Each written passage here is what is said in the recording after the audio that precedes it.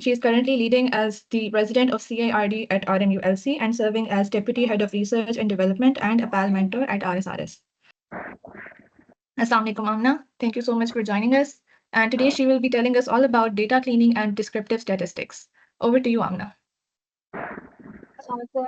Thank you, Shemaim, for your kind words. So today we will study and learn about how to clean your data. You have all the data, multi presentation, सारे data कुछ data I'm sorry, Amna, you have some disturbance in your audio. Can you please check that? Is it all right now? You have some background noise. I think so. There's another person in the meeting. उनकी हो सकता है Okay, I'll check that. Okay, is everything all right now? Yes, you are clear. Okay, starting again. So we are going to study today data cleaning and descriptive statistics. Data cleaning, जो हमने कल सारी synopsis development की बात की थी. Once your synopsis is done and you have selected a questionnaire जो हमने अपने appendices में लिखा था, we make that questionnaire, we take that questionnaire and we put it in Google Forms or we write it down on paper, print out निकलवा लेते हैं और या फिर हम लोग से सर्वे मंकीज पे कर देते हैं. लेट मी शो यू कि एक गूगल फॉर्म किस तरह देखने में लगता है और फिर उसके बाद हम नेक्स्ट स्टेप्स को आराम से इस तरह करवाते जाएंगे. So let me share my screen over there.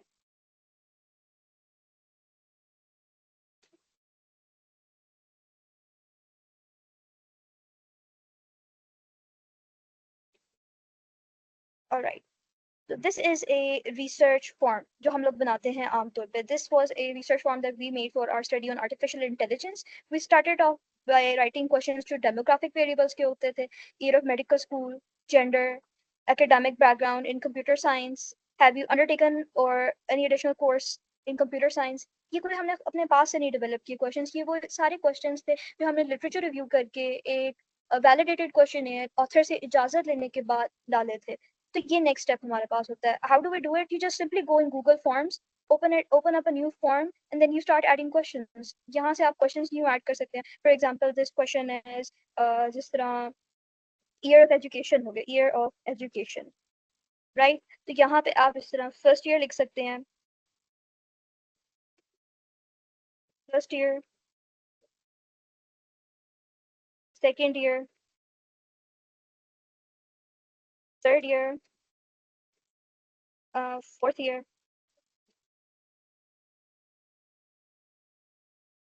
and final year. ठीक. इसके अलावा मल्टीपल सेक्शंस भी आप इस तरह डाल सकते हैं. तो यहाँ पे जिस तरह टाइटल में मैंने यहाँ पे डाल दिया descriptive demographic variables, demographic variables या demographics भी सिर्फ लिखते हैं. ठीक. You make it bold. और ये कल की कंटिन्यूएशन की एक बात थी कि इस तरह आपने अपनी रिसर्च फॉर्म में ये चीजें डाल दी. ठीक. एक्स्ट्रा थी तो मैं इसको रिमूव कर लेती हूँ.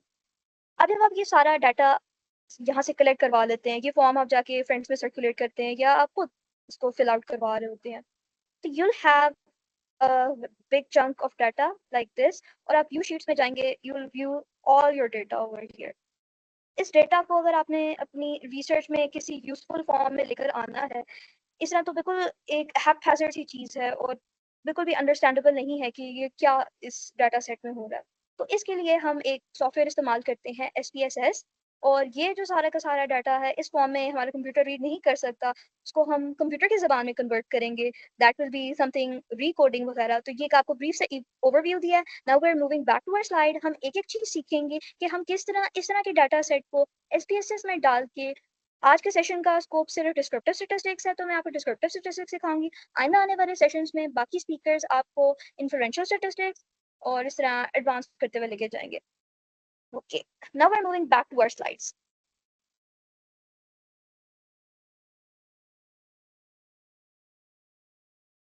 ऑलराइट, तो आज के जो हमारे बेसिक एलओज हैं, that we're going to learn about statistical concepts, terminologies, descriptive statistics, hypothesis testing, p-values, introduction to SPSS, basic data entry into SPSS, and data cleaning and preparation. I'll try, जैसे कल बच्चे कह रहे थे कि ब्रेक हो जाए, तो हम फर्स्ट एलिमेंट्स या स्लाइड्स को कवर कर लेंगे, देन विल टेक अ नमाज ब्रेक 10 मिनट्स की आप लोग ले लें, उसके बाद थोड़ा सा बीच में उसमें Q&A भी कर लेंगे नमाज ब्रेक में, या थोड़ा सा आप लोगों को टाइम दें। फिर उसके बाद हम लोग आपको सॉफ्टवेयर का प्रॉपर इस्तेमाल बताएंगे कि how do we use this. Alright, let's move on.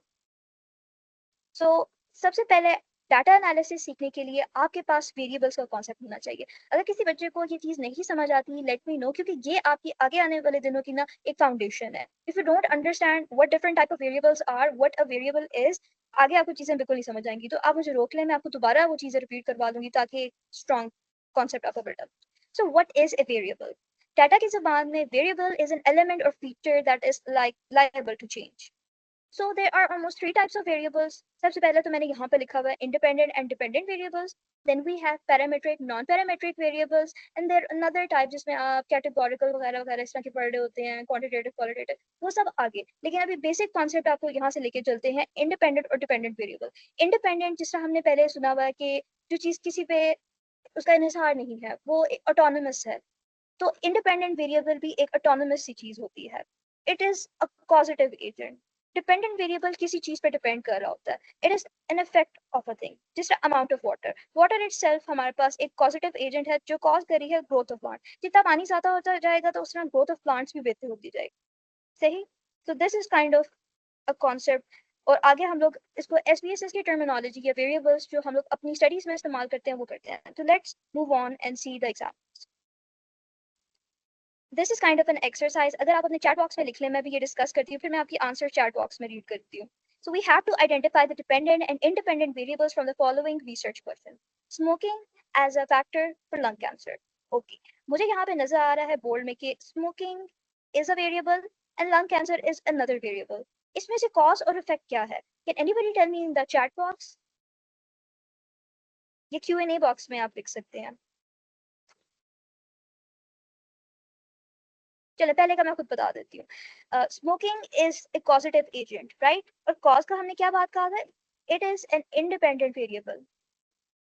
And lung cancer हमारे पास स्मोकिंग करने की वजह से आ रहा है, उसका इफेक्ट हो रहा है, तो this is the effect of it. तो this is a dependent variable. Smoking के बाद जो लंग कैंसर हो रहा है, हम इसके स्टेजेस में उसको बता सकते हैं, स्टेज 1, स्टेज 2, स्टेज 3। तो it's kind of the risk factor. तो next example, I hope so अब आप लोग पार्टिसिपेट करेंगे। एक एग्जांपल मैंने एक्सप्लेन कर दिया, quality of life and physical activity. Can anybody tell कि यहाँ पे हमारे पास कॉज या इफेक्ट क्या है, या डिपेंडेंट या इंडिपेंडेंट वेरिएबल क्या है? Yes, smoking is the cause. हाजर, यू राइट। तो यहाँ पे किसी को इस एग्जांपल से समझ आती है? हमारे पास दो वेरिएबल्स हैं, quality of life and physical activity.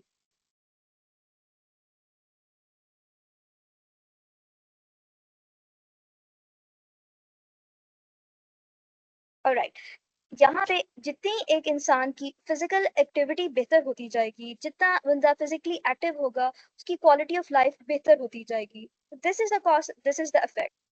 Physical activity बेहतर होने की वजह से क्वालिटी ऑफ लाइफ इंप्रूव हो जाएगी।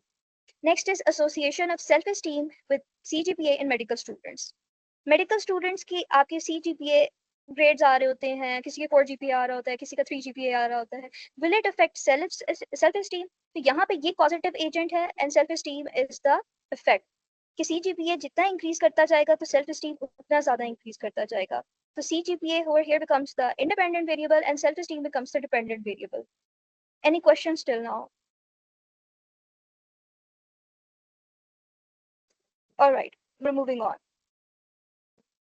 बट एट टाइम्स आपके पास यहाँ पे तो हमने एग्जांपल्स में देखा है कि एक सिंगल इंडिपेंडेंट वेरिएबल था, उसकी वजह से एक सिंगल डिपेंडेंट वेरिएबल पे उसका इफेक्ट देख रहे थे। लेकिन हमारे पास ये भी केसेस होते हैं जब हमारे पास ढेर सारे इंडिपेंडेंट वेरिएबल्स होते हैं जो कि एक सिंगल या एक सिंगल हमारे पास डिपेंडेंट वेरिएबल को अफेक्ट कर रहे होते हैं। वो किस तरह?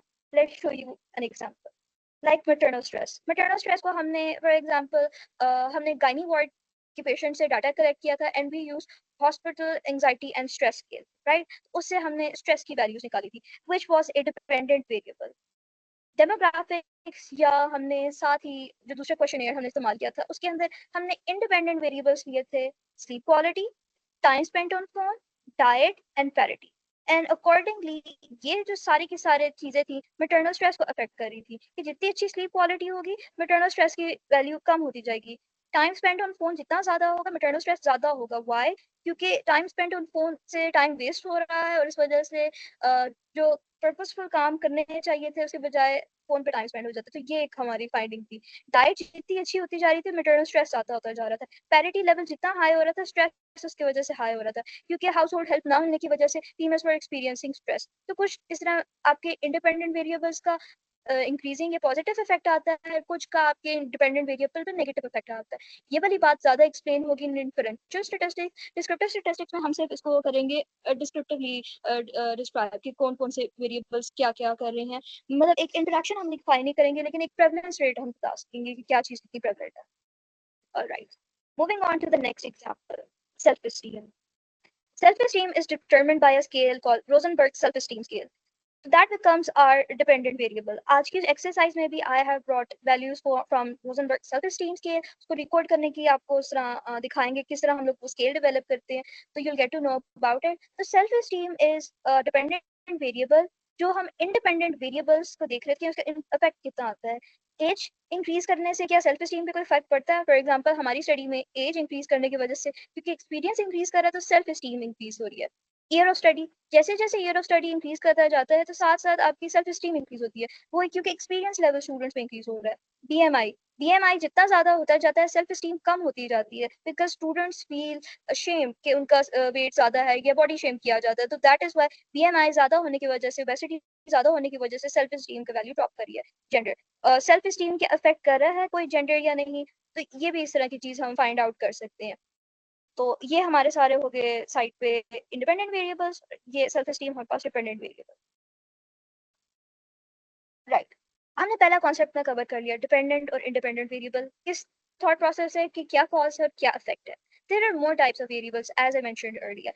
ये फ्लो चार्ट बहुत अच्छे तरीके से डिस्क्राइब कर रहा है और साथ साथ में डिस्क्राइब करते हुए आपको एग्जांपल्स पे भी लेके जा रही हूँ। So two types of variables, qualitative variables and quantitative variables. Qualitative variables are the categorical variables. They're divided into categories. उनके अंदर दो आते हैं, nominal variables and ordinal variables. Let me move on to the examples और साथ साथ मैं आपको explain करती हूँ। ये हमारे पास nominal variables, qualitative variables. Okay, types of variables, ये हमारे पास qualitative variables हैं, हम इनको categorical variables भी कहते हैं। इनमें हमारे पास nominal आते हैं, ordinal. Nominal variables वो होते हैं जिनका कोई specific order नहीं होता, जिस तरह gender. Gender हमारे पास और फीमेल है। जब SPSS यूज करेंगे we can recode male and female as 1 and 13, as 22 and 24. We can also order them as उनको रिकॉर्ड कर सकते हैं 0 and 1, 1 and 2। कोई भी ऑर्डर करने से कोई फर्क नहीं पड़ेगा। तो दीज आर नॉमिनल वेरिएबल्स जिनकी ऑर्डर से कोई फर्क नहीं पड़ता। Same as flavours of ice cream, मैं किसी को भी 1 2 3 कर दूं वनीला, चॉकलेट और स्ट्रॉबेरी में से, तो उससे कोई फर्क नहीं पड़ेगा क्योंकि these are nominal variables. Second concept हमारे पास आता है ऑर्डिनल वेरिएबल्स। ऑर्डिनल वेरिएबल्स ऐसे वेरिएबल्स होते हैं they do not follow any, sorry they do follow the order. जैसे प्रीवियसली हम लोग कोई भी नंबर रिकॉर्ड कर सकते थे, यहाँ पे ये केस नहीं है। For example we're studying level of pain, तो लेवल ऑफ पेन में हमारे पास माइल्ड, मॉडरेट और severe. I will be label it, जब हम SPSS में इसको रिकॉर्ड कर रहे होंगे, mild will get a value of 1, moderate will get a value of 2, severe will get a value of 3। तो इस तरह हमारे पास एक ऑर्डर में ये वेरिएबल्स हम लोग इसको रिकॉर्ड कर लेंगे। Next is the stages of cancer. अब हमारे पास जो स्टेजेस ऑफ कैंसर है, जैसे 1 2 3 and 4 designated है, तो stages of cancer, for example breast cancer stage 1 will be recorded as 1 in SPSS, stage 2 will be recorded as 2 in SPSS, stage 3 similarly 3 and 4 will be recorded as 4। तो ये हमने पहला part इसको explain कर दिया। Type of variables में qualitative variables which are forming categories, these are nominal variables and ordinal variables। सेकेंड में हमारे पास आ रहा है क्वांटिटेटिव वेरिएबल्स। क्वांटिटेटिव वेरिएबल्स में हमारे पास, इसे जाने से पहले I would like to ask, जो हम लोगों ने ईयर ऑफ एजुकेशन लिखा था वो कौन सा वेरिएबल था अभी जो कि हमने लिखा था? Can anybody tell me in the chat box regarding that? Year of education, I am asking about that.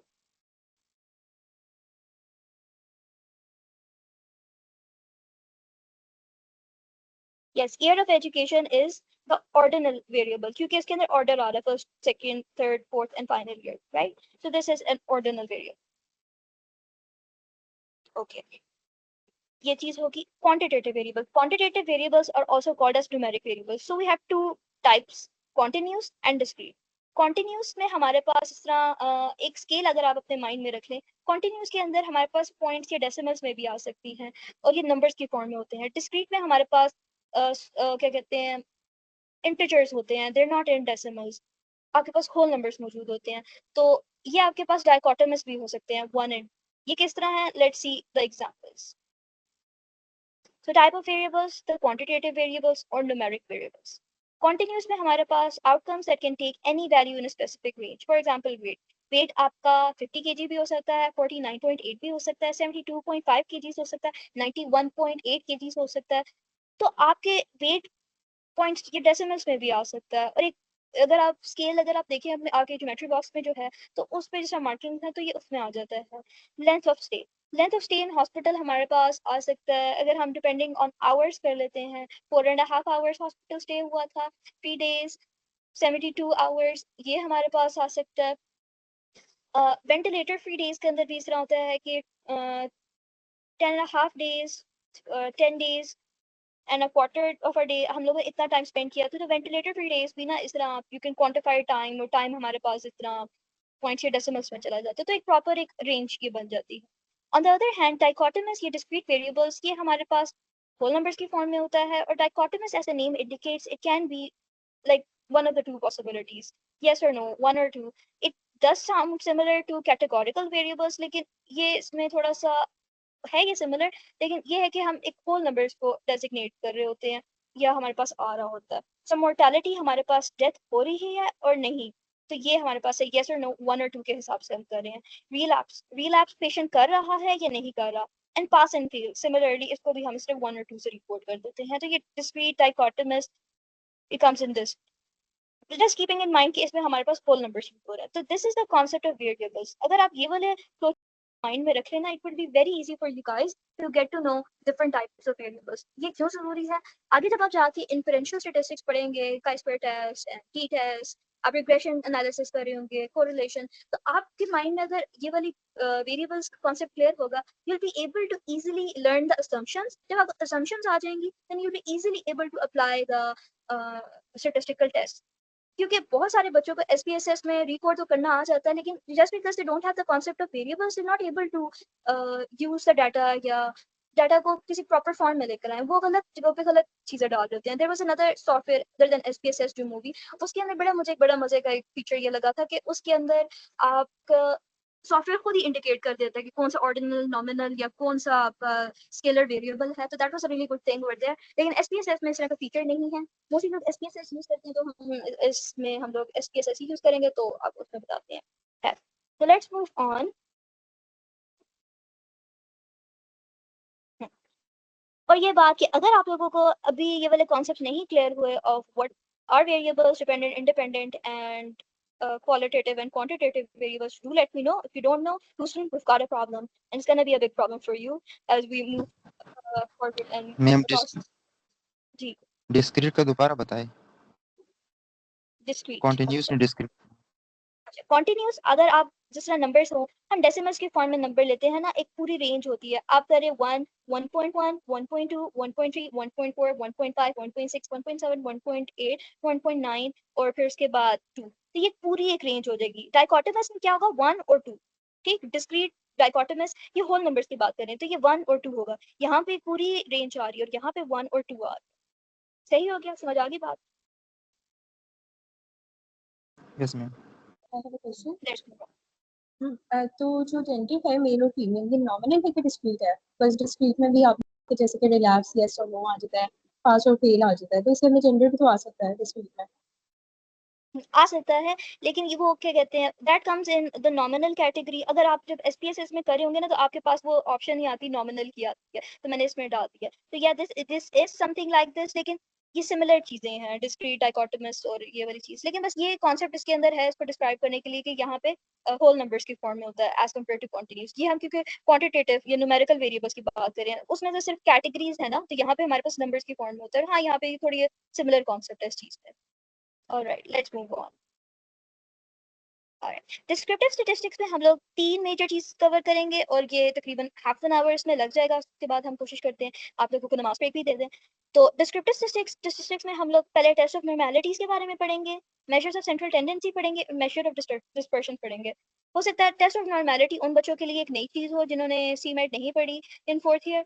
बाकी ये तो जो कॉन्सेप्ट्स हैं ये हम लोग बचपन से पढ़ते आ रहे हैं और मैथमेटिक्स जिन्होंने की भी है या पढ़ी भी है तो उनको ये चीजें आती हैं। तो it will be kind of a revision for you guys. SPSS में भी ये पूरे जो फॉर्मूलाज मैं अभी आपको दिखाऊंगी ये सिर्फ अभी आपके कॉन्सेप्ट कर लेंगे अंडरस्टैंडिंग के लिए। सॉफ्टवेयर ने आपको डायरेक्ट आंसर जनरेट करके देना है। हमारे अंदर इतनी विट होनी चाहिए या इतनी हमारे अंदर समझ डेवलप होनी चाहिए कि वैल्यू को देख के हम अंदाजा लगा लें कि ये सिग्निफिकेंट है या नहीं, इस तरह की चीज है या नहीं। वो थोड़ा बहुत ही है आज के डिस्क्रिप्टिव स्टैटिस्टिक्स वाले सेशन में, लेकिन will try to cover these things. Alright, let's move on.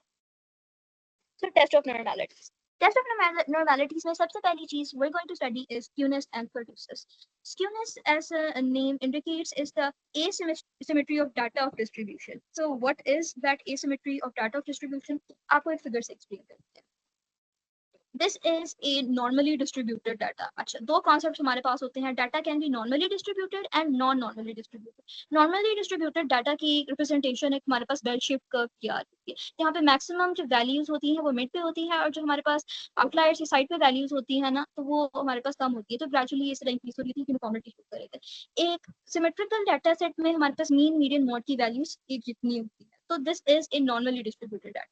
लेकिन जिस तरह मैं आपको एक एग्जांपल के साथ एक्सप्लेन करती हूँ. हमने एक क्वेश्चन फिल आउट करवाया है एज के हिसाब से. तो हमारे पास 18 ईयर ओल्ड बच्चों ने कम फिल किया फॉर्म्स. उसके साथ साथ एज जैसे बढ़ते यहाँ पे मिडिल एज के पीपल आते हैं फ्रॉम 40s टू 60 की रेंज में या मतलब इस तरह 50s की रेंज में. वहाँ के लोगों ने फॉर्म ज्यादा फिल किया और हमारे इस तरह नॉर्मल डाटा आ गया. और 80s की रेंज में या 100 की रेंज में जो आहिस्ता आहिस्ता करते करते लोग कम हो गए. तो ये एक नॉर्मली डिस्ट्रीब्यूटेड डाटा बन गया. अच्छा, नेक्स्ट हमारे पास कॉन्सेप्ट है पॉजिटिवली या नेगेटिवली स्क्यूड. इसमें क्या होता है, हम सेम एज वाली एग्जांपल ले लेते हैं. हमारे पास हमने एक फॉर्म फिल करवाना था, इसी तरह हम फॉर्म फिल करवा रहे थे. एज में हमारे पास वैल्यू ये आई कि जो ओल्ड एज फॉर एग्जांपल जो स्टूडेंट फिल करवा रहा था वो चला गया ओल्ड होम. उसने ओल्ड होम से ज्यादा डाटा कलेक्ट कर लिया और अपने क्लासमेट्स जो यूनिवर्सिटी के थे उनसे कम फिल करवाया. तो इस तरह जो 18 ईयर अबव लोगों का डाटा बहुत कम था. प्लस पेरेंट्स या जो वर्किंग क्लास के जो मिडिल एज लोग थे ऑफिस में उन्होंने जाके डाटा नहीं कलेक्ट किया तो वो भी उनके पास डाटा कम होने की वजह से उनका ओल्ड होम्स में जाने की वजह से ज्यादा डाटा कलेक्ट करने की वजह से उनका डाटा स्क्यू हो गया और हमारे पास इस तरह नेगेटिवली स्क्यू हो गया. नेगेटिवली स्क्यू लेफ्ट साइड पे है. इसको हम किस तरह एक्सप्लेन करते हैं. नेगेटिव और left skewness means the tail is more pronounced on the left rather than on the right side. तो यहाँ पे हमारे पास लेफ्ट स्क्यूनेस ये आ गई कि हमारी टेल जो डाटा की साइड पे मौजूद है. तो ये इसमें सिर्फ कॉन्सेप्ट्स हैं. वहाँ पे SPSS में सिर्फ आपको इस तरह वैल्यूज नजर आ रही होंगी. ये बस अंडरस्टैंडिंग के लिए. और पॉजिटिवली स्क्यूड में भी ये है कि यूनिवर्सिटी स्टूडेंट से ज्यादा डाटा कलेक्ट कर लिया और जो मिडिल एज वाले लोगों से कम और ओल्ड होम्स में जो ओल्ड एज लोगों से कम लिया. तो इस वजह से डाटा में स्क्यूनेस आती है. इस वजह से जब भी हम सैम्पलिंग टेक्निक्स को करते हैं तो हम प्रेफर करते हैं कि प्रोबेबिलिटी सैम्पलिंग इस्तेमाल करें ताकि इक्वल रिप्रेजेंटेशन आए. जब आप इस तरह कन्वीनियंट सैम्पलिंग कर रहे होते हैं तो आपके पास इस तरह डाटा स्क्यू होने के बहुत चांसेस होते हैं. ऑलराइट, तो पहली बात हमने बता दी skewness is the asymmetry of the data of distribution. Data is not normally distributed. तो तब ये इसको रिप्रेजेंट कर. दूसरी एक चीज हमारे पास आती है Z वैल्यू. Z वैल्यू ये बस एक स्टैटिस्टिक्स की टर्मिनोलॉजी है जो हमारे पास 95% कॉन्फिडेंस इंटरवल होता है. ये उसको इंडिकेट कर रहा होता है और ये आपके पास सिर्फ एक वैल्यू आ जाएगी. अगर ये स्पैन करती है इन फ्रॉम -1.96 टू +1.96 तो ये वैल्यू हम कंसिडर करते हैं कि ये नॉर्मली डिस्ट्रीब्यूटेड डाटा है. ठीक, अगर इससे आगे पीछे वो हो जाए वैल्यू ऊपर या नीचे तो तब we consider it as a non normally distributed data. ये सिर्फ आपको अभी यहाँ पे कॉन्सेप्ट एक्सप्लेन करें. जब SPSS यूज करेंगे it will be just numbers लिखे हुए. तो ये एक्सप्लेनेशन आपकी कॉन्सेप्ट बिल्डिंग के लिए. ऑलराइट, नेक्स्ट हमारे पास आ रहा है कर्टोसिस. कर्टोसिस हमारे पास एक्सप्लेन करता है how data is dispersed between the distribution centre and its tail. इस बात का क्या मतलब है आगे मैं आपको पिक्चर दिखाती हूँ उससे आपको पता चलेगा. This is kurtosis. कर्टोसिस हमारे पास एक हम एज के एग्जांपल ले लेते हैं. एक नॉर्मली डिस्ट्रीब्यूटेड ये है मिड में है. ये जो ग्रीन में आपको ये नजर आ रहा है ये normally distributed bell shaped curve है. लेकिन फॉर एग्जांपल हमारे पास हम ऑफिस में चले जाते हैं मिडिल एज लोगों से हम ज्यादा डाटा फिल करवा रहे हैं. एज उनकी ज्यादा आ रही है तो एज की हमारे पास इस तरह नॉर्मल डिस्ट्रीब्यूशन के बजाय बहुत ज्यादा अगर हम फिल आउट करवा रहे हैं तो एक पॉजिटिव कर्टोसिस आ जाएगा, लेफ्ट कर्टिक आ जाएगा. SPSS में आपके पास अगर वैल्यू 3 से ज्यादा आ रही होगी सॉफ्टवेयर में लिखती हुई तो ये एक पॉजिटिव कर्टोसिस होगा, लेफ्ट कर्टिक होता है. ये थोड़ा नॉन नॉर्मली इस तरह डिस्ट्रीब्यूटेड डाटा में चला जाता है. और इसका अगर इन्वर्स देखा जाए, आप ओल्ड होम्स और यूनिवर्सिटीज में जाके डाटा कलेक्ट करें and you are not going in the offices, तो ज़्यादा आपके इस साइड पे बिल्डअप होना शुरू हो जाता है डाटा, तो your data becomes negatively skewed और इस तरह इट्स कॉल्ड फ्लैटिकर्टिक, और वैल्यू आपकी ना लेस देन 3 हो जाएगी। तो ये आपके पास इसके अंदर कॉन्सेप्ट है, ठीक। तो बस हमने 3 की वैल्यू याद रखनी है कि 3 तक की रेंज में इस तरह हमारे पास होनी चाहिए। तो हमारे पास नॉर्मली डिस्ट्रीब्यूटेड है, और यहाँ पे जी वैल्यू हमें पता होनी चाहिए प्लस और -1.96 की रेंज में होनी चाहिए, और स्क्यूनेस की भी इस तरह वहाँ पे आता है ना, तो मैं आपको दिखाऊंगी क्या होता है, ठीक। चलें अब हम नेक्स्ट कॉन्सेप्ट पे चलते हैं। हाँ यस, और इसके बाद हमारे पास शेपिरो-विल्क टेस्ट, ये भी एक वैल्यू सिर्फ लिखी आ जाती है, उसमें पी वैल्यू का आपने हमेशा देखना होना चाहिए कि आगे आप जब पी वैल्यू पढ़ेंगे ना उसकी एक डिफरेंट होगी, वो हम हाइपोथेसिस करेंगे। ये हमारे पास शेपिरो-विल्क टेस्ट ऑफ नॉर्मेलिटी है, इसके अंदर आपकी जो पी वैल्यू है इट शुड बी अबव 0.05। बस ये यहाँ की बात याद करें, जब हम SPSS पे जाएंगे मैं आपको ये सारी बातें उस टाइम दोबारा रिवाइज करवाऊंगी, तो उस टाइम हम देखेंगे शेपिरो-विल्क वैल्यू 0.05 से ज्यादा आ रही है तो हमारा डाटा एक बेल शेप कर्व में है, नॉर्मली डिस्ट्रीब्यूटेड है। और नेक्स्ट हिस्टोग्राम्स, यही जो बेल शेप कर्व आपको नजर आ रही है ना, हिस्टोग्राम्स में आती है। मजीद भी चीजें होती हैं, QQ plots, box plot, विस्टर plots, बहुत सारी चीजें होती हैं बता के लिए, लेकिन आपको मैंने इसमें मेन चीजें बता दी कि ये इस तरह normality of your data sets determine करते हैं। इस नॉर्मेलिटी का फायदा क्या होता है, जब बाद में आप अपने जो टेस्ट लगा रहे होते हैं, लेट मी सी स्लाइड्स में वो आगे करते होगा, बाद में जब आप जाके टेस्ट लगा रहे होंगे तो जो नॉर्मली डिस्ट्रीब्यूटेड डाटा होता है उस पर हम पैरामीट्रिक टेस्ट लगा सकते हैं, और नॉर्मली डिस्ट्रीब्यूटेड डाटा पे हम नॉन पैरामीट्रिक टेस्ट लगा रहे होते हैं। अभी ये एक्सप्लेन कर देती हूँ, ये आपके कल के टॉपिक्स हैं वैसे, लेकिन बस आपको नाम बता रही हूँ। अगर आपके पास पैरामीट्रिक जो असम्पशंस फॉलो करेंगे वो इंडिपेंडेंट सैंपल टी टेस्ट करेंगे, नॉन पैरामीट्रिक में वही अगर नॉन नॉर्मली डिस्ट्रीब्यूटेड डाटा होगा तो वो मैन क्यू टेस्ट बन जाएगा। पैरामीट्रिक में अगर आपके पास यहाँ पे पेड सैंपल टी टेस्ट है नॉर्मली डिस्ट्रीब्यूटेड डाटा के लिए, तो नॉन पैरामीट्रिक में जाके वो अगर नॉन डाटा आपका नॉर्मली डिस्ट्रीब्यूटेड नहीं है वो विलिकॉक्सन साइन रैंक टेस्ट बन जाएगा। सिमिलरली अनोवा अगर आपके पास बन रहा है या चल रहा है उसके साथ विद नॉर्मली डिस्ट्रीब्यूटेड डाटा या वैल्यूज, तो यहाँ पे नॉन पैरामीट्रिक में अगर नॉर्मली डिस्ट्रीब्यूटेड डाटा नहीं है वो क्रॉस पॉल-वेलिस टेस्ट बन जाएगा। Same for Pearson correlation, parametric के साथ यहाँ पे ये हो जाएगा, और नॉन पैरामीट्रिक में स्पीयरमैन-ब्रोक कोरिलेशन ये कैंडल-टॉप-बी टेस्ट होगा। ये बस एक छोटा सा ओवरव्यू था, इस वजह से आपको ये पैरामीट्रिक और नॉन पैरामीट्रिक का कॉन्सेप्ट पता होना चाहिए कि आइंदा जब आप ये टेस्ट लगा रहे होंगे तो आपके लिए आसानी होगी कि कौन सी आपने करना है। ये एक बड़ा चंक हमारे पास नॉर्मेलिटी का रिकवर हो गया। इसके बाद हम जा रहे हैं बहुत आसान चीज़ों की तरफ, ये आपको चीज़ें ऑलरेडी आती हैं। मेजर्स ऑफ सेंट्रल टेंडेंसी, इसके अंदर 3 कॉन्सेप्ट हम डिस्कस करेंगे, मीन, मीडियन, मोड। जिनको आता है वेल एंड गुड, जिनको भूल गया उनको रिवाइज हो जाएगा। ऑलराइट, यहाँ पे अगर आप देखें this is a histogram. Histogram में इन्होंने इस तरह rent of house hold apartment mention किया हुआ है। कोई अपार्टमेंट्स 32,000 की रेंज में है, कुछ इस तरह 96,000 की रेंज में है, कुछ 1,92,000 रुपीज की है, ठीक। तो इस रेंज में है, मोस्टली लोगों ने 32,000 के अपार्टमेंट्स ली हैं, तो इस वजह से मोस्टली हमारा डाटा यहाँ पे लाइक कर रहा है। तो यहाँ हमारे पास स्क्यूनेस आ रही है, कौन सी स्क्यूनेस है, डाटा की टेल की साइड पे ऑन द राइट साइड, तो इट्स पॉजिटिवली स्क्यूड, हमारे पास पहला भी कॉन्सेप्ट था यहाँ पे, ठीक। टेल हमारे पास राइट साइड पे आ रही है तो डाटा इज पॉजिटिवली स्क्यूड। ये तो ऐसी बस बात कर दी थी, पुरानी बात याद आ रही। अच्छा, तो यहाँ पे हमारे पास जो वैल्यू आएगी जो हाउस होल्ड रेंट की है, हम सारी वैल्यूज को ऐड करके जो टोटल नंबर वैल्यू से डिवाइड कर लेते हैं तो वी गेट दैट मीन। तो मीन वैल्यू हमारे पास 36,624 रुपीज आ रहा है, तो ये हमारे पास एक मीन वैल्यू आ रही है और यहाँ पे हमारे पास सिमेट्रिक आ रहा है मीन, क्योंकि डाटा नॉर्मली डिस्ट्रीब्यूटेड है। यू सी अगर इस तरह 70 से लेके जो भी इन्होंने चीज मेजर करनी चाहिए थी, तो मीन वैल्यूज के टोटल नंबर जो था, नंबर ऑफ पार्टिसिपेंट्स, ये total number divided by the number of क्या कहते हैं, what do you call it, आगे मैंने लिखा हुआ भी था। हाँ, जो टोटल नंबर हमारे पास आ रहा है 70 80 अगर 2 टाइम्स आ रहा है, यहाँ पे 85 हमारे पास 3 टाइम्स आ रहा है, तो हम सब वैल्यूज को ऐड कर लेंगे and will divide by the number, ये टोटल नंबर कितना n है उससे डिवाइड कर लेंगे, तो हमारे पास यहाँ पे मीन आ जाएगा। तो ये हमारे पास सिमेट्रिकली डिस्ट्रीब्यूटेड डाटा है और इसका हमारे पास मीन 100 आ रहा है। ऑलराइट, तो उसके बाद हमारे पास वैल्यू आती है मीन, मीडियन और मॉड। मीडियन में हमारे पास क्या हो रहा है या मॉड में क्या हो रहा था, मॉड इज वेरी सिंपल के the most frequently repeating value in your data set. आप इसको अपने डाटा को फॉर एग्जांपल असेंडिंग ऑर्डर में या डिसेंडिंग ऑर्डर में प्लेस कर देते हैं, तो जो सबसे ज्यादा आपकी रिपीट होने वाली वैल्यू होती है दैट इज मॉड। तो ये आपको खुद कैलकुलेट नहीं करना पड़ता, सॉफ्टवेयर खुद ही लिख के दे देता है। मीडियन में क्या आता है, मीडियन के अंदर इसी तरह you right your numbers in ascending order और उसके बाद जो आपकी मिड वैल्यू आ रही होती है in case of odd number of values जो आपकी पूरी लिस्ट में है, तो ये मिड वैल्यू से 12 आ रही है इस लिस्ट में, तो वी विल सेलेक्ट दैट। अगर इवन नंबर है आपके पास, इवन में हम लोग क्या करते हैं, इसी तरह सेंडिंग ऑर्डर में इसको प्लेस किया and then we add the middle two numbers and divided by 2। So 29 27 plus किया डिवाइडेड बाय 2, हमारे पास वैल्यू 28, तो मीडियन हमारे पास 28 आ गई। इस ये दो वैल्यूज भी सॉफ्टवेयर को आपको कैलकुलेट करके दे देता है, ये बस आपको बेसिक कॉन्सेप्ट है। नेक्स्ट हमारे पास आता है measure of dispersion. Measure of dispersion में हमारे पास आता है standard deviation, range, quartiles and variance. Measure of dispersion इसके अंदर हमारे पास रेंज सबसे पहले आता है। रेंज अगर इसी तरह हमने असेंडिंग ऑर्डर में या डिसेंडिंग ऑर्डर में अपने वैल्यूज को रख दिया, तो हमारे पास जो मैक्सिमम और मिनिमम वैल्यू की जो डिफरेंस है that will give us range. जैसे ये मैंने एक 1 3 5 6 और 7 लिखा है, तो हाईएस्ट वैल्यू हमारे पास 7 है, लीस्ट 1 है, हमने माइनस किया तो 6 आ गया, तो 6 इज डाटा सेट की range. measure of dispersion, it's also called variance।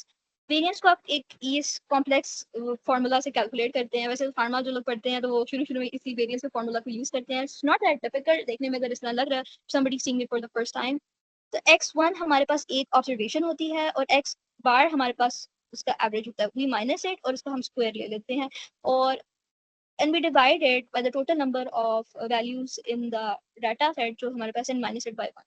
तो ये आप एक वैल्यू के लिए करते हैं, अगर आपको सारी की सारी वैल्यूज के लिए चाहिए यू डू इट समेशन, तो ये आपके पास ना एक सिंपल वेरिएंस की वैल्यू हो जाती है। You deduct the mean from each data set, square each of them and add each, और उसके बाद you finally divide them by the number of, sorry ये वाला चीज आप एंड पे करते हैं, पहले आप ये सारा ऐड कर लेते हैं फिर उसके बाद करते हैं, ठीक है। Finally divide them by total number of values in the data set to get the variance. तो ये भी आपको खुद कैलकुलेट करने की जरूरत नहीं होती, the software gives you the value. Measure of dispersion, यही जो आपके पास स्टैंडर्ड डेविएशन की वैल्यू आई है, इसका अंडर रूट आप ले लें तो आपके पास स्टैंडर्ड डेविएशन आ जाती है। स्टैंडर्ड डेविएशन काफी जगह इस्तेमाल होती है, एज का मीन लगा दिया प्लस माइनस स्टैंडर्ड डेविएशन, इस तरह करके यू यूज। अच्छा, so this is mu, mu stands for the mean of the population and sigma means of the population deviation। तो अगर हमारे पास 68% हम पॉपुलेशन कवर कर रहे हैं तो that will be in one standard deviation, 68% इसमें आ जाता है। तो जो मीन पॉपुलेशन है will minus with one standard deviation, तो 68% पॉपुलेशन आ जाती है। अगर हम 2 स्टैंडर्ड डिविएशन को कवर करें माइनस करें तो 95% हमारे पास पॉपुलेशन आ जाती है, 95% आप कवर कर रहे होते हैं, और 3 स्टैंडर्ड डिविएशन पे 99% आपका डाटा कवर हो जाता है। नेक्स्ट हमारे पास क्वार्टाइल्स का कॉन्सेप्ट है। Quartiles as the name indicates, quarters जो तरह फॉर्म हो होते हैं ना, तो it divides it into kind of क्या कहते हैं 4। जिस तरह यहाँ पे मैं अगर आपको एग्जांपल दिखाऊं, यहाँ पे क्वार्टाइल्स 4 क्वार्टाइल्स बने हुए हैं, 25% 25% 25% तक मिनिमम वैल्यू होती है, मैक्सिमम वैल्यू और आपकी median value. 21st 25th quartile, ये 25 परसेंटाइल पे फर्स्ट क्वार्टाइल हमारे पास आ रहा होता है, तो नेक्स्ट क्वार्टाइल आ रहा होता है, सेकंड क्वार्टाइल, ये थर्ड क्वार्टाइल और ये fourth quartile. Inter quartile range आता है जब आप फर्स्ट और थर्ड को इससे माइनस कर रहे होते हैं, स्टफ लाइक दैट। और ये भी आपको खुद कैलकुलेट करने की नहीं जरूरत पड़ती, आपको ऑटोमेटिकली सॉफ्टवेयर कैलकुलेट करके दे देता है। अच्छा, हम अपने सेशन की काइंड ऑफ मेजर जो कॉन्सेप्ट्स है डिस्क्रिप्टिव स्टैटिस्टिक्स के उसको कवर कर चुकी हैं। If you guys wanna chat और tell me in the chat box कि अभी तक कैसा रहा, ताकि हम नेक्स्ट पे जब सॉफ्टवेयर की तरफ मूव ऑन करें तो थोड़ा सा ऑडियंस की अटेंशन स्पैन को मुझे आइडिया हो जाए, या मेरी पेस तेज है या स्लो है, उस हिसाब से भी, क्योंकि आगे फिर आपको सॉफ्टवेयर हम सिखाएंगे। मैम ये पैरामीट्रिक टेस्ट और नॉन पैरामीट्रिक टेस्ट दोबारा थोड़ा एक्सप्लेन करें। अच्छा, ये पैरामीट्रिक और नॉन पैरामीट्रिक टेस्ट की सिर्फ आपको मैंने एक्सप्लेन की थी बात की, ये आपको बस नॉर्मेलिटी का कॉन्सेप्ट होना चाहिए। ये जो टेस्ट है ना, ये कल सारे आपको, ये जो आने वाले सेशंस है ना, आपको उसमें ये इन्फ्रेंशियल स्टैटिस्टिक्स में सिखाया जाए। इसमें सिर्फ मैंने ये बेसिक कॉन्सेप्ट ये बताया था कि पैरामीट्रिक और नॉन पैरामीट्रिक टेस्ट, जो आपको मैंने नॉर्मेलिटी की बात एक्सप्लेन की थी, जो नॉर्मली डिस्ट्रीब्यूटेड डाटा होगा उसमें ये सारे के सारे पैरामीट्रिक टेस्ट लगेंगे। ये किस तरह लगेंगे, you will have to know the assumptions and those assumptions will be taught tomorrow.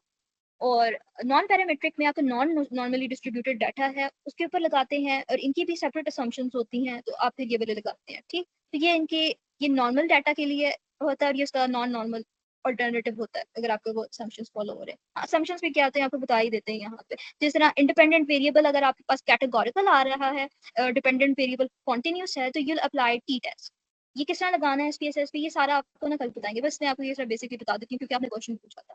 तो कैटेगोरिकल वेरिएबल अगर आपके पास इंडिपेंडेंट है, डिपेंडेंट कॉन्टिन्यूस है, then you will apply T test. 2 groups अगर आपके पास आ रहे हैं दिस कैटेगोरिकल वेरिएबल, तो टी टेस्ट। अगर 2 से ज्यादा ग्रुप्स आ रहे हैं, 3 हैं 4, तो यू विल अप्लाई। अगर बोथ आपके पास कैटेगोरिकल वेरिएबल्स आ जाते हैं तो आपके पास काई स्क्वायर टेस्ट लगता है। कोरिलेशन तब लगता है जब दोनों कॉन्टिन्यूस होते हैं, नंबर्स के फॉर्म में, न्यूमेरिकल होते हैं दोनों। लीनियर रिग्रेशन कब लगता है, जब इसका कॉन्टिन्यूस है। वैसे यहाँ पे कोई भी हो सकती है, मैंने वैसे ही कॉन्टिन्यूस लग दी है, anything can come over here. Independent में कुछ भी डाल सकते हो और लीनियर रिग्रेशन के साथ आप बता सकते हैं। सजेस्टिव रिग्रेशन के साथ भी सीधे एनीथिंग यहाँ पर आ सकता है और यहाँ पे इस तरह कॉन्टिन्यूस होता है। मैं अपनी ये स्लाइड्स करेक्ट कर लूंगी। चले, ये वाली बात होगी। अच्छा, और क्या आपको बताना था? हाँ, ये कवर अप कर लेते हैं, फिर आप लोग नमाज ब्रेक के लिए इस तरह चले जाएं। चलें, आप बेशक अब नमाज ब्रेक के लिए चले जाएं। विल कंटिन्यू बैक एट 6 और फिर 6 o'clock फिर आप लोगों को दोबारा हम लोग ये सारी सॉफ्टवेयर हमने यूज करना है, हम फिर वो दिखाएंगे। ठीक है, तो आप 6 o'clock तक की फिर इसमें ब्रेक ले लें नमाज के लिए।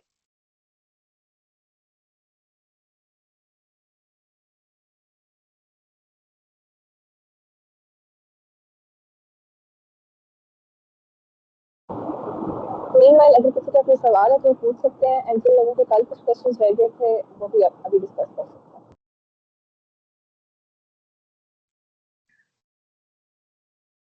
अस्सलाम वालेकुम। वालेकुम सलाम। जी, मेरा क्वेश्चन है, लेकिन मेरा यस्टरडे के हवाले से है। आज जो था वो तो मुझे समझ आ गया। यस्टरडे आपने एक बात कही थी कि जो हम पब्लिकेशन के लिए भिजवाते हैं तो उसमें अगर हम एपीसी चार्जेस को हटाना चाहें तो हम अपना एक सुपरवाइज़र सेलेक्ट कर सकते हैं ऑलरेडी से। तो सिर्फ मैं चाह रहा था अगर आप इस टाइम में उस प्रोसेस को थोड़ा एक्सप्लेन कर दें कि हम सुपरवाइज़र किस लेवल का सेलेक्ट करते हैं और किस तरह हम जनरल को बताते हैं कि हमारे पास ऑलरेडी एक सुपरवाइज़र है जिसने रिव्यू किया है, तो हमें एपीसी चार्जेस ना देने पड़े।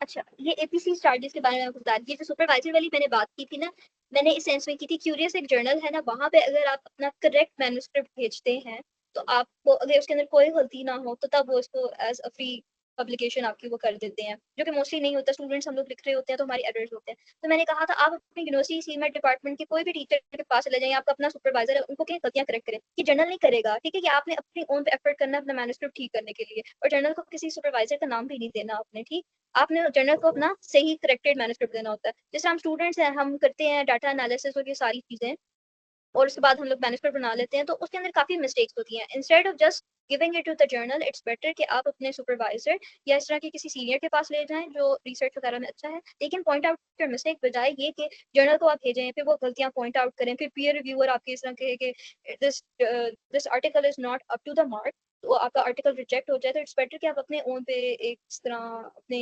सुपरवाइजर या इस तरह कोई सीनियर पर्सन है उनसे जाके अपनी गलतियां करेक्ट करवा लें, बजाय जर्नल्स को भेजने के लिए।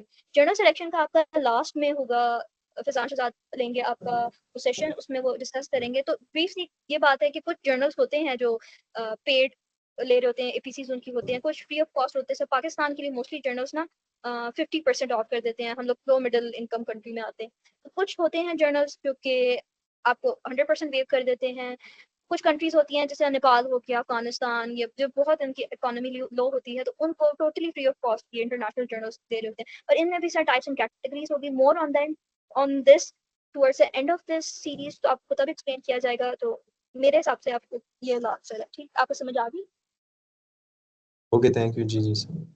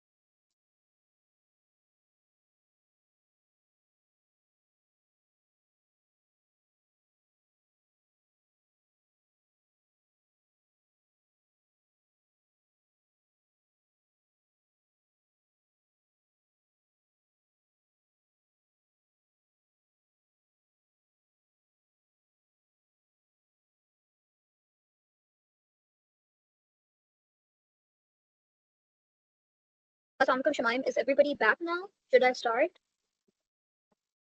Yes, Allah continue करें. All right, thank you so much.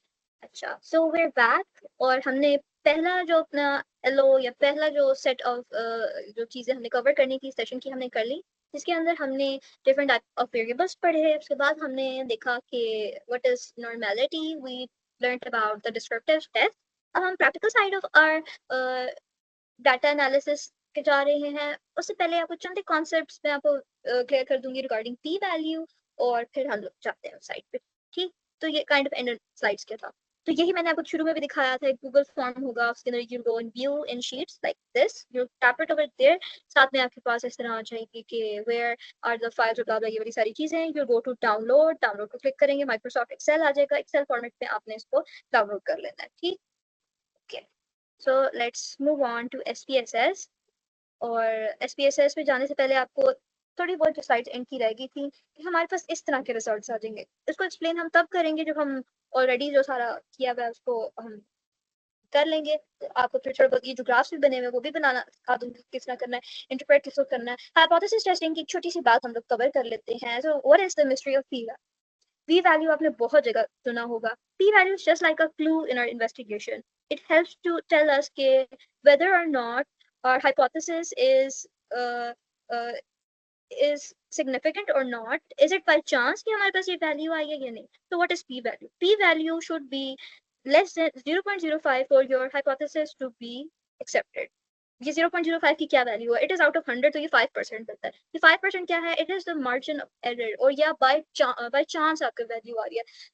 अगर आपकी P value is less than 0.05%, ये 5% से 0.05 से कम है, ये 5% से कम है, तो इसका मतलब ये होता है कि आपके डाटा में 5% चांस है कि जो वैल्यूज आई हैं, ये जो टेस्ट आपने अप्लाई किया है, it has happened by chance. ठीक, you're 95% श्योर कि these values are correct और ये सही प्रोजेक्ट से आएगी. ठीक, तो ये p वैल्यू के कट ऑफ आपने याद रखना है 0.05. If it is less than 0.05 you accept the alternate hypothesis. अब ये null और alternate hypothesis क्या होते हैं? null as the name indicates, null means zero. मतलब जो जिस भी आपकी hypothesis में not आ रहा होगा ना, तो आपने इसे याद रख लेना है कि वो आपके पास null hypothesis है. जैसे हम एक null hypothesis अभी बना लेते हैं, Plasmodium is not the cause of malaria. ठीक, इसमें not आ रहा है, तो this is our null hypothesis. तो उस टाइम के साइंटिस्ट, जब हम लोगों को नहीं पता था कि Plasmodium is the cause of malaria और नॉट, हमने ये बना दिया hypothesis Plasmodium is not the cause of malaria. तो उस टाइम साइंटिस्ट ने, रिसर्चर्स ने, डॉक्टर्स ने एफर्ट की, काम की, रिसर्च की, और उनको ये पता चला थ्रू देयर स्टैटिस्टिकल टेस्ट और डाटा उन्होंने कलेक्ट किया, उनके पास एक आंसर आया कि, और वो आंसर उन्होंने स्टैटिस्टिकल टेस्ट लगा के लगाया, पी वैल्यू से उन्होंने डिटरमिन किया. ये मैं एक एग्जांपल आपको दे.